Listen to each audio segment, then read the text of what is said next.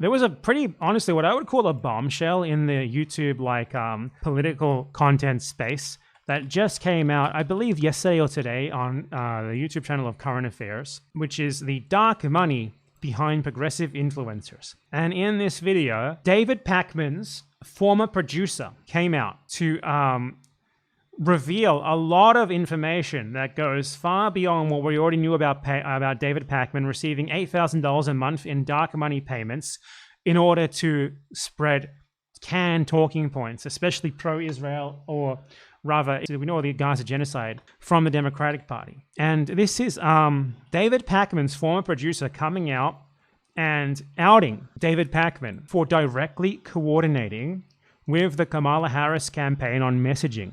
Different, you wouldn't be getting the money. And in Pakman's case specifically, if you look through his channel... Nathan J. Robinson is such a goofy motherfucker, by the way. What are you wearing, dude? What is this set? Why do you have a book in front of you and like a magazine under it, which is also your own magazine? Then you have like a weird purple green screen background and like purple like highlighting on your hair. What a goofy fucking guy this guy is. I can't believe he's also not a moron. He's so weird. He's such a weird guy, but in a lovable way. I feel like we need more guys like Nathan J. Robinson who are just weird like this. I feel like women have way too much of a monopoly on just being weird and eccentric. He's like the kind of guy we need more of. I want to be more like him. I wish I was more like him. Like, what a weird guy, but also kind of I respect him for it. Like, it takes commitment to wear this sort of thing day in, day out, and to talk in such a weird and clear artificial way. It's almost all anti-Trump content, and I don't think there's hardly a word on Palestine. This is not a real voice. This is not a real accent. No one talks like this. He's putting on a voice. I think he's trying to sound like a Brit because he thinks it sounds cooler or like smarter, but he can't do it as well as he would like to. And that's why he has this accent. It's not a real voice. No one talks like this. He's trying to put on a voice because it's like his character. I'm not saying he's bad for doing it. I love him. I think he's awesome. It's part of why he's so charming is because he's like a pretty smart guy with like largely good opinions on stuff, largely does good work. And then he's just like this fucking eccentric weird dude who puts on a fake voice and wears like suits that like put the Obama tan suit to shame. He's so great. Well, if I could jump in there real quickly. I wanted to bring you in, John, here because you work there, so you have a little bit of personal knowledge of the fact that this is deliberate. It absolutely is deliberate. I actually have an email from him after he visited the White House last year on the day of Joe Biden's State of the Union address. He was invited to a private off-the-record meeting with Kamala Harris and several other content creators, including Brian Tyler Cohen, the Mycelis brothers from Midas Touch, and he told me that they all sort of talked amongst themselves at the White House, not in like an official capacity during the meeting, but just casually as colleagues amongst themselves. And they talked about what their editorial stance is on Gaza. And he told me in an email that they talked amongst themselves and came to the conclusion that the topic is too divisive, it might drag down their channels, that it's a poison pill, and that it's better if they just don't talk about it at all. Now, Brian Tyler Cohen literally has never... So David Pakman's producer here is outright leaking the fact that Pakman met the Harris campaign to directly talk about messaging, in which they coordinated and decided between them all not to talk about Gaza at all. He's literally bought and paid for directly by the Democratic Party. Like, this goes so much deeper than what was already revealed about the payments that he was getting. It's so bad. Never done anything on Gaza. Beyond that, during the 2020 primary, even though he was... The only thing that David Pakman made about Gaza was like one video to say that Palestinians bombed their own hospital.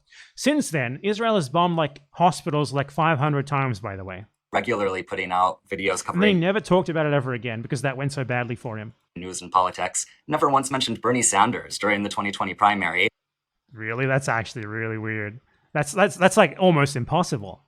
And we see today with this rise of Zoran Mamdani, has Brian Tyler Cohen covered him? No, not at all. So I would suggest that, yes, they're absolutely...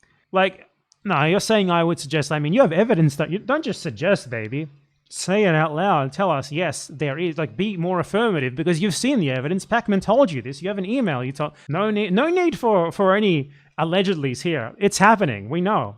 And you're the source. You're the reason why we know. Be less modest. Is suppression on Gaza, but it also goes beyond that into like a broader shutting down of leftist issues. If you are a content creator and you have a platform of 3 million, 4 million people, and it's your job to analyze news and politics for a living, and yet you don't ever mention Gaza, it's like, I just don't understand how you would be able to sleep with yourself at night. I certainly I mean, it's wasn't not able even just like a moral thing, right? It's like there's clearly a deliberate choice happening there. There's clearly something going on that would lead someone who covers everything to strategically not talk about Gaza for 2 years. And it's obvious what happened here.